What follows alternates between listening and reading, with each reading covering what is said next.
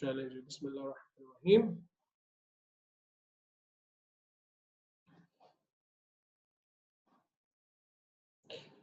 Pointers का concept जैसे मैंने पहले कहा कि पेपर 4 में जाके ज़्यादा इम्प्लीमेंट होगा, यहाँ पे थ्योरेटिकल है।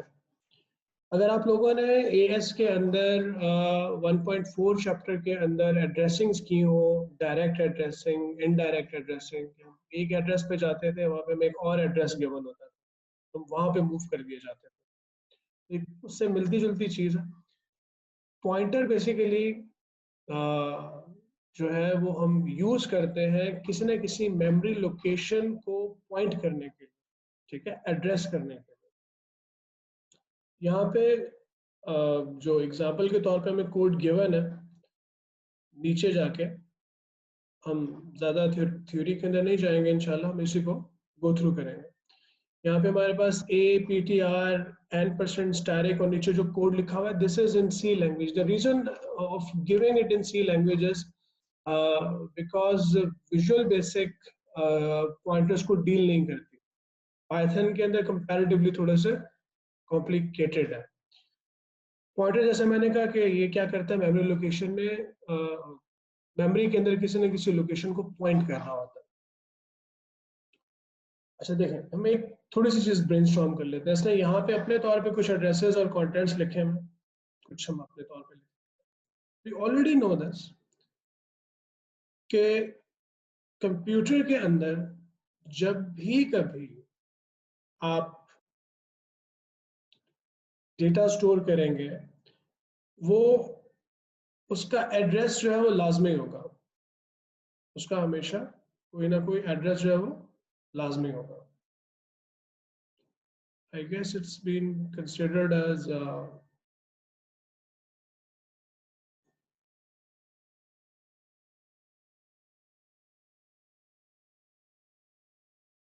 we already know this कि अगर कोई डेटा या कंटेंट स्टोर करोगे सॉलिड स्टेट ड्राइव पे, हार्ड ड्राइव पे, रैम के अंदर, ठीक है, कंटेंट को बेटा हम डेटा भी कहते हैं, ये दो नाम है, तो उसका लाजमी कोई ना कोई एड्रेस होगा,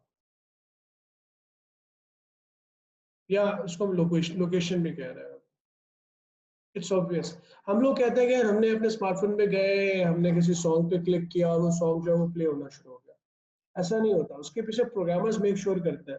जब भी कभी आप क्लिक करते हो किसी मेमोरी लोकेशन को एक्सेस करने की कोशिश करते हो, मींस वीडियो प्ले कर रहे हो, सॉन्ग प्ले कर रहे हो, कोई पिक्चर, कोई डॉक्यूमेंट ओपन कर रहे हो, तो वो पर्टिकुलर जो सॉफ्टवेयर है वो उसको किस तरह से एक्सेस करता है कि उस ऑपरेटिंग सिस्टम, वो भले iOS हो, एंड्रॉइड हो, विंडोज हो, उस पर्टिकुलर मेमोरी लोकेशन पे जाएगा, जो डाटा पड़ा हुआ होगा वो उठा के आपके उस सॉफ्टवेयर को दे देगा। फॉर एग्जांपल आपने सॉन्ग प्ले किया, तो सॉन्ग का नाम कुछ भी है, लेट्स से डेस्पेसिटो, वो उसको मीडिया प्लेयर को ये नहीं पता कि डेस्पेसिटो कहाँ पड़ा हुआ, ठीक है। ऑपरेटिंग सिस्टम कहेगा कि इस पर्टिकुलर मेमोरी लोकेशन पे चले जाओ, जो भी ये बिट्स और बाइट्स पड़े हुए हैं वो उठा के मीडिया प्लेयर को दे देता है। Media player start decoding that thing and it's sound start playing in your ears or on your speakers. Same thing was with the other data as well. तो कंप्यूटर को हमेशा एड्रेसेस के बारे में पता होता है, ठीक है। There is one question.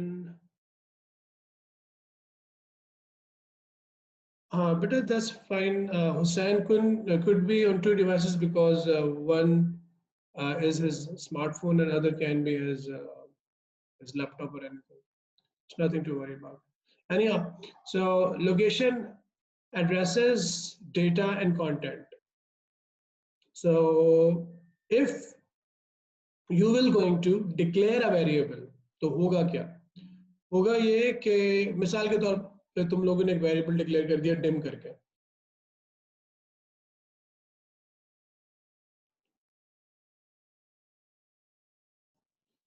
यार ये मुझे ऑटो जो कैरेक्टर है खत्म करना पड़ेगा वरना ये तंग करता रहेगा मेरे को।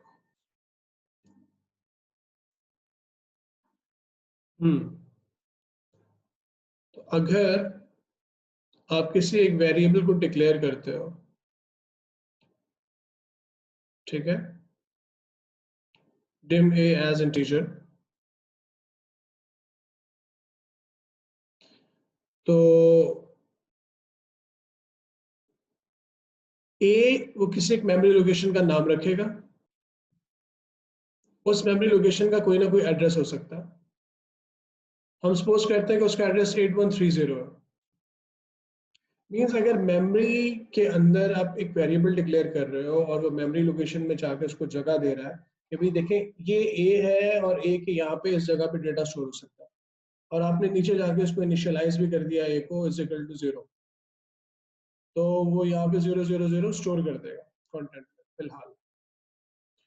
ठीक है, this is how it's been done. अच्छा, यहाँ जो एग्जांपल बेटा लिखी हुई है, यहाँ आप देखेंगे कि कंटेंट में x0 क्योंकि मेमोरी लोकेशंस बहुत बड़ी होती हैं, कंटेंट की वैल्यू भी बहुत बड़ी होती है, तो ये 0x का मतलब ये है कि वैल्यू को यहाँ पे हेक्साडेसिमल से डिनोट किया गया, तो हेक्साडेसिमल की फॉर्म में लिखा गया, तो वो कोई इतना उससे मैटर नहीं करता क्योंकि हम बड़ी वैल्यूज को हेक्सा के अंदर जो है वो रिप्रेजेंट कर रहे होते हैं। अच्छा, यहाँ क्योंकि सी लैंग्वेज का सहारा लिया गया है, तो ये डिम ए एज इंटीजर की जगह पे उसने डिक्लेयर कुछ इस तरह से किया हुआ है। अगर आप नीचे जाके I N T A is equal to 5 उसने डिक्लेयर और इनिशियलाइज एक ही लाइन में कर दिया। नथिंग टू वरी अबाउट, ये डिफरेंट लैंग्वेज है। I N T A is equal to 5 और सेमीकोलन हम सी लैंग्वेज के अंदर लगाया करते हैं स्टेटमेंट को खत्म करने के लिए। सी लैंग्वेज हमने सीखनी नहीं है, सिर्फ पॉइंटर के लिए हम वैसे उसको देख रहे हैं।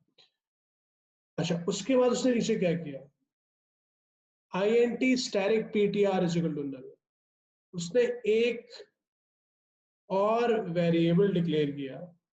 ठीक है, जीरो भी कह सकता था, उसने नल कह दिया, उसका नाम उसने ptr रखा। जैसे इस वेरिएबल को डिक्लेयर करोगे कुछ ना कुछ उसको मेमोरी लोकेशन में एलोकेट करेगा।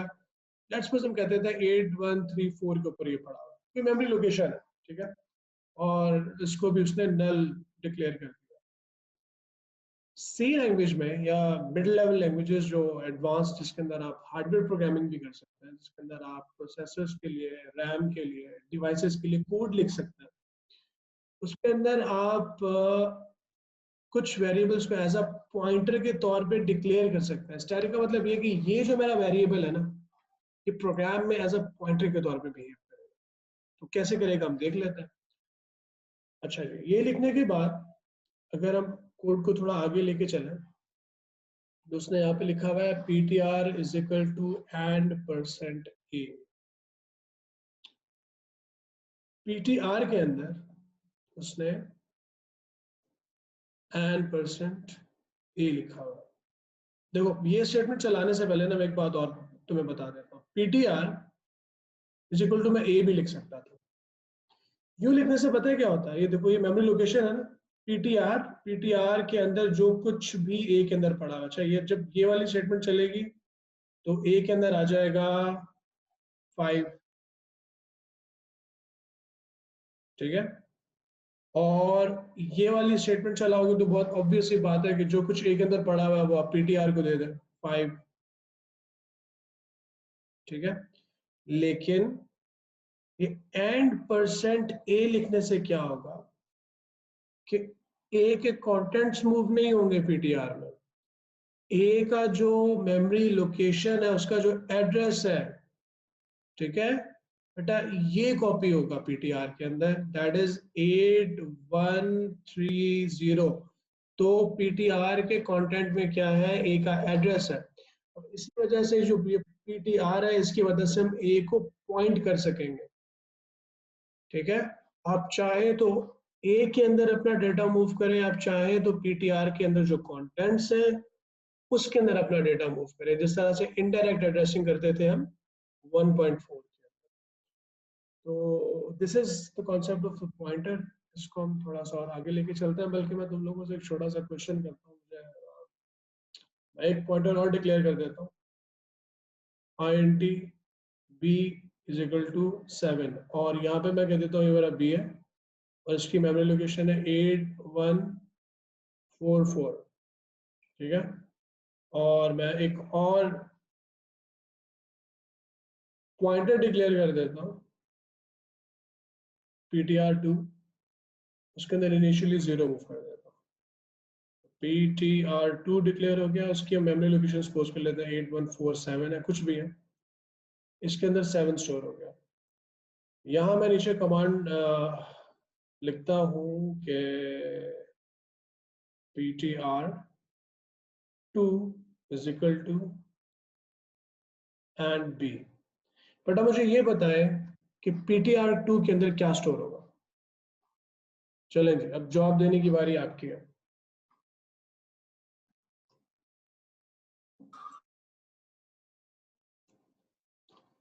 तलहा, साद, शाहजेब, हुसैन। सर इसमें वो 8144 ना। 8144, ठीक है। कुछ बच्चे सर हमें ये मुझे 8144, देखो मुझे स्टोर होगा सर। देखो समझ में तो आ रहे हैं, इसकी लॉजिक समझ में नहीं आई। हाँ, लॉजिक इसकी हमें ज़्यादा समझ में आएगी जब हम पेपर 4 के अंदर जाके और डेटा स्ट्रक्चर्स पढ़ेंगे। जिस तरह से देखो हमने स्ट्रक्चर्स बना लिए और अभी इन्यूमरेटेड नंबर इंशाल्लाह पढ़ेंगे। इनकी इम्प्लीमेंटेशन जब हम प्रोग्रामिंग के अंदर जाके थॉरोली करेंगे ना, फिर समझ में आएगी। पॉइंटर का बहुत बड़ा रोल होता है प्रोग्रामिंग्स के अंदर। आपके डेटा स्ट्रक्चर्स हम आगे जाके पढ़ेंगे, बाइनरी ट्री है, स्टैक है, लिंक लिस्ट है, क्यू है, पेपर 4 के अंदर पॉइंटर्स के बगैर वो बन ही नहीं सकता। फिलहाल एक बहुत अजीब सी बात लगेगी कि आप डायरेक्टली स्टोर कर सकते हो, तो भी इनडायरेक्टली करने के क्या रीजन है। वही आई गेस क्वेश्चन आपकी तरफ से आया, देखो मेरी बात सुनो। वही मगर ये मैं एंड का साइन यूज नहीं करता ना, और मैं ptr2 के अंदर b की वैल्यू स्टोर कर देता, तो b का जो डाटा है 7, वो 7 स्टोर हो जाता है यहाँ पे, ठीक है। लेकिन अगर मैं एंड परसेंट का साइन यूज कर रहा हूँ, तो ये जो b का एड्रेस है बेटा, ये कॉपी होगा। बस इतनी सी बात है। एड्रेस कॉपी होने से ठीक है क्या है, अब ये जो ptr2 है ये b का पॉइंटर बन गया, ये पॉइंट कर रहा है b को। अब चाहे तो b के अंदर डेटा डायरेक्टली स्टोर कर दें, चाहे तो आप ptr2 के थ्रू कर लें, क्योंकि ptr2 के पास b का एड्रेस है। इस क्वेश्चन को कंप्लीट करते हैं हम एक एग्जांपल के साथ। बट अगर पिक्चर वगैरह लेनी है, इसकी एक तस्वीर लेकर आप ग्रुप पे डाल दें, बहुत अच्छी बात। हुज़ैफा ये काम बहुत अच्छा किया करता है। हुज़ैफा अच्छा है हमारे साथ। सर ये लेक्चर अपलोड भी कर देगा, मतलब कभी हाँ इंशाल्लाह। पिक्चर ले रहे हो हुज़ैफा? आए थे ना, वो बेटा नहीं, वो सर, वो डीन थे। हाँ। खैर हो गई यार, कुछ नहीं। बेटा क्यों बोल रहे हैं? बेटा क्यों बोल? मैंने ज्यादा गौर नहीं किया, मैंने देखा कि क्वेश्चन कोई पूछ रहा, तो मैंने रिप्लाई कर दिया। कुछ नहीं होता, उनको भी पता चल गया होगा कि सर को पता नहीं चला। सर का गलती से गलत लिंक खुल गया होगा। हाँ, लिंक पे जा रहे थे। अच्छा चलो आगे चलते हैं और बड़ी तवज्जो के साथ अगला वाला क्वेश्चन सॉल्व करते हैं भाई। भाई देखो, डेली की क्लासेस के अंदर ना हमारा रोज एक नया कॉन्सेप्ट बन रहा है, तो ध्यान से पढ़ो। अब इंशाल्लाह मैं लेक्चर्स भी रिकॉर्ड कर रहा हूँ तुम लोगों के साथ प्रॉपरली, लेकिन लेक्चर ऑन डिमांड मिलेगा, वैसे ही नहीं मिलेगा, क्लास में आना है तुम लोगों को। अच्छा आगे बेटा अगर हम चलते हैं तो ये पॉइंटर को ही कंटिन्यू, ये देखो ये क्वेश्चन अगर समझ गए तुम लोग तो समझ लो पॉइंटर का कॉन्सेप्ट तुम लोग डीपली समझ गए। इसको मैं यहीं सॉल्व करके दिखा देता हूँ, और उसी तरह से हम एग्जाम्पल बना लेते हैं, एक चार्ट बनाते हैं अपने पास।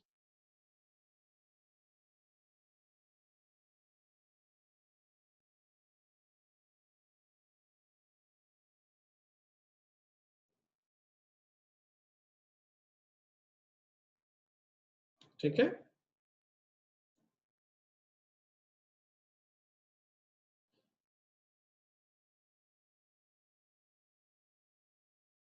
मेमोरी लोकेशन हम खुद से सपोज कर लेंगे। ये हमारी लोकेशंस हो गई, ये हमारा डाटा हो गया।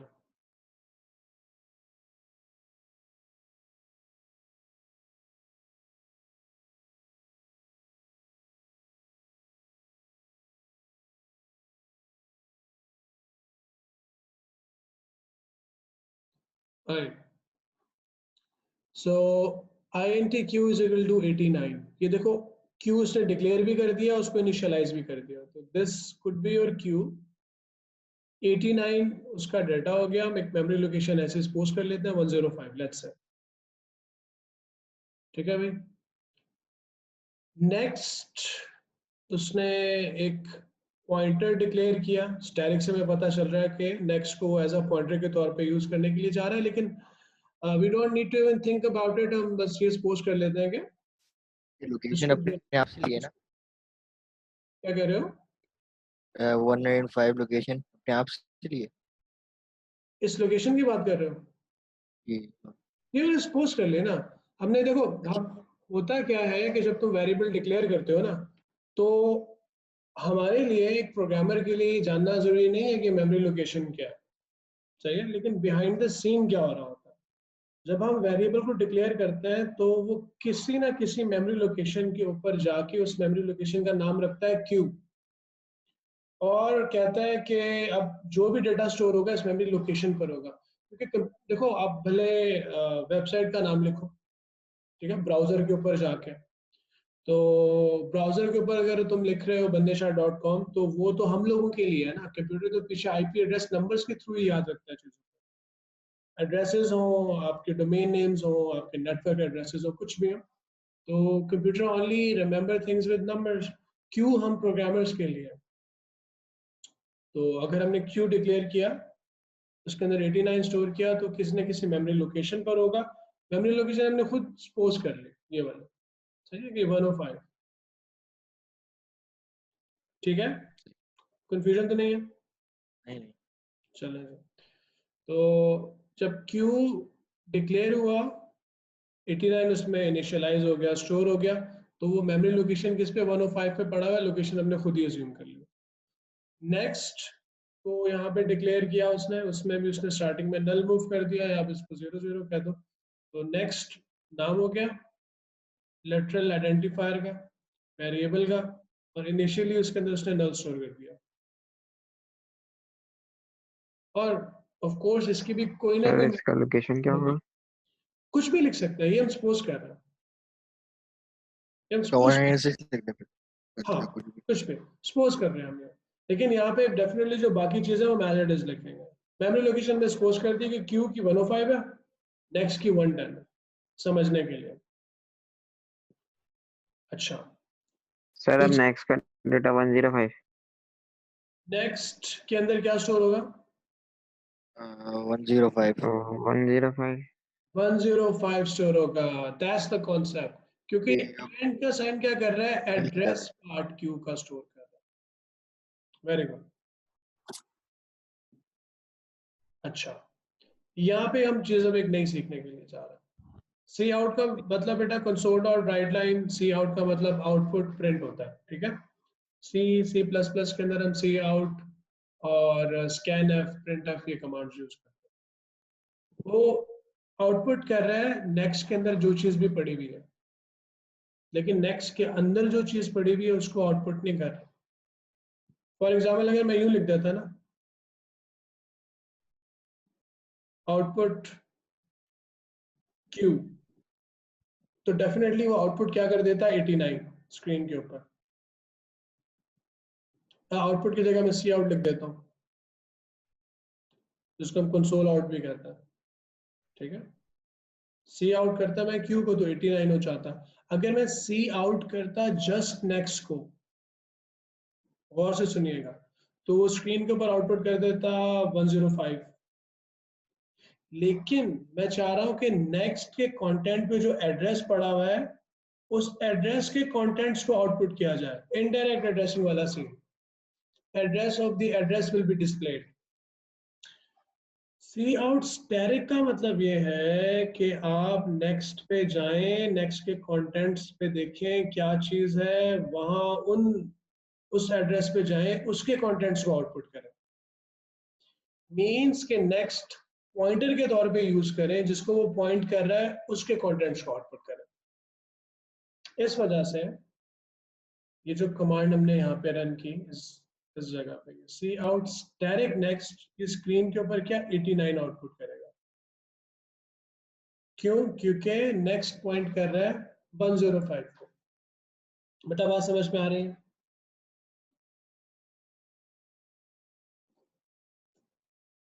इसको गौर से देखिएगा आप। यहाँ पे हमने सर ये क्या, 23 क्यों लिखा है? हाँ ये तो नीचे प्रोग्राम चल रहा है ना अभी, इनिशियलाइज किया, ये पे नीचे इनिशियलाइज किया। काउट के यहाँ पे हमने एड्रेस मूव कर दिया क्यू का, नेक्स्ट पॉइंट, उसको नेक्स्ट को पॉइंटर बना दिया। यहाँ पे हमने आउटपुट किया नेक्स्ट के को एज अ पॉइंटर यूज करते हुए, ठीक है, उसके कंटेंट्स को। यहाँ पे हमने अपडेट कर दिया, क्यू को 23 किया तो ये 23 हो जाएगा। क्यू के अंदर हमने वैल्यू 23 स्टोर कर दी। इस तरह से अपडेट हो गया। आगे जाएंगे, स्टैटिक नेक्स्ट 56 करेंगे तो क्या होगा? नेक्स्ट के एड्रेस, कंटेंट के अंदर जो एड्रेस है वहां जाएंगे, उसको अपडेट करेंगे। एक ही बात है, 56 23 56 हो गया। अब चाहे तो यू एड्रेस करें, अब चाहे तो यू एड्रेस करें, बात एक ही है। क्यू के अंदर वैल्यू डालें या नेक्स्ट को पॉइंटर यूज करते हुए उसके अंदर वैल्यू डालें। नेक्स्ट क्या कर रहा है? क्यू को पॉइंट कर रहा है। अच्छा, there is a question. Without static, will it output only the address? Of course, without static, वो सिर्फ एड्रेस को आउटपुट करेगा। स्टैटिक का मतलब ये है कि उसका एज अ पॉइंटर के तौर पे यूज कर रहा है। सही है? अच्छा, सर ये एग्जाम में भी ऐसी टेबल बनानी होगी हमें? तो बेटा एग्जाम में ये थोड़ी और तरह से क्वेश्चन आएगा। ये देखो, पॉइंटर को भी तुम समझ लो कि पॉइंटर का मतलब क्या है। मतलब पॉइंटर किसी और वेरिएबल को पॉइंट कर रहा है। आप उसके अंदर वैल्यू अगर उस वेरिएबल के अंदर डायरेक्टली स्टोर नहीं कर रहे हो तो उसके पॉइंटर की मदद से कर रहे हो। तो once you get the concept of pointer ना, तो पेपर 4 के अंदर इसकी बहुत ह्यूज इम्प्लीमेंटेशन है सारे एडीटीज के अंदर। तो वहाँ पॉइंटर्स के बगैर हम डेटा स्ट्रक्चर्स बना ही नहीं सकते। उसकी इम्प्लीमेंटेशन हम वहां जाके देखेंगे। तो लेकिन अभी क्योंकि 3.1 के अंदर हमारे ये सिलेबस का हिस्सा है तो उसको मैं यहीं पे ख़त्म करना समझना। बाकी फर्दर इम्प्लीमेंटेशन पेपर 4 में, जिस तरह से यूडीटी है हमारा, हमने उसको समझ लिया एक प्रोग्राम के अकॉर्डिंगली, और नीचे जो हमने पास पेपर के अंदर क्वेश्चंस किए एनफ, लेकिन इसकी बिग इम्प्लीमेंटेशन पेपर 4 में। अच्छा, अब सी आउट जब क्यू किया तो उसने 56 आउटपुट किया, उसने 23 नहीं किया क्योंकि वो यहाँ पे आप अपडेट कर चुके हैं इस जगह।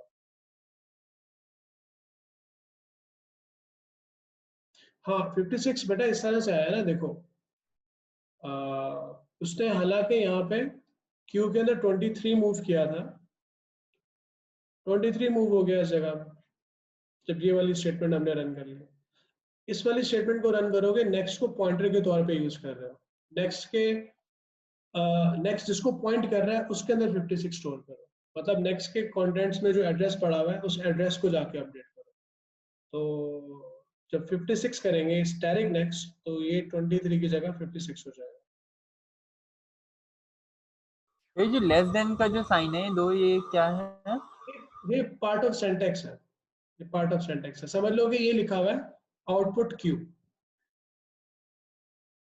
ये सी प्लस प्लस में हम इसी तरह से लिखते हैं, output static next output Q. ये सिंटैक्स है, ठीक है। ये वो स्टैटिक नेक्स्ट हो गया तो आउटपुट होगा, मतलब डेटा होगा, और ये एंड में इसमें स्टैटिक नहीं है तो बस हाँ, अगर लोकेशन अगर वाली। ये स्टैटिक नेक्स्ट नहीं करता मैं यहाँ पे इस जगह पे, अगर हम स्टैटिक यूज नहीं करते ये, तो 56 पता है कहाँ जाता? इधर आ जाता, ठीक है। अच्छा सही। ऐसा तो नहीं करना, हमने तो इसको पॉइंटर बनाया हुआ है, तो इसके अंदर तो एड्रेस है क्यू का, ताकि हम क्यू को इनडायरेक्टली एड्रेस कर सकें। चलें जी, this is all about pointers. अगर आपको ये चार्ट याद रहेगा, इसकी भी एक पिक्चर ले लें। ये काम किस तरह से कर रहा है आपको देख के याद आ जाना चाहिए कि यार ये 89 किस तरह से आया था और ये 56 किस तरह से। तो इस तरह से आपके पॉइंटर्स रिवाइज हो जाएंगे। पॉइंटर्स के लिए